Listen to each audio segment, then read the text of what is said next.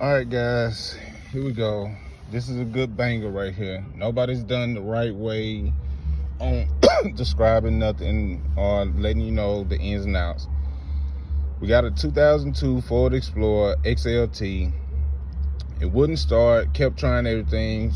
We tried starter fluid, checking the spark plugs, fuel rails, whatever. So come down to it, checking the last thing.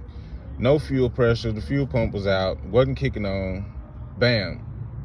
Didn't have to drop the tank because I thought of a smarter way of going on top, and I thought it had a panel, but it didn't. So what I did, cut a hole, as you can see, bam, cut a hole at the top. I mean, nobody's gonna see it, nobody's gonna be back there. We're gonna shave it down, make it smooth, cover the top rug back up. But as you can see, there's a new pump in there. That cap was very hard to get off.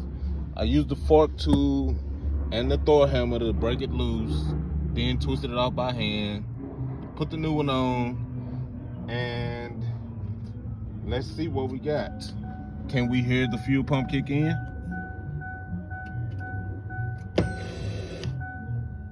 All right, we got fuel pump action. Let's see what happens when we turn the key. Let's go, guys. Fully running.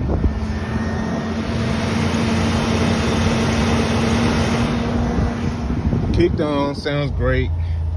Next small issue is top water hose, and that's it.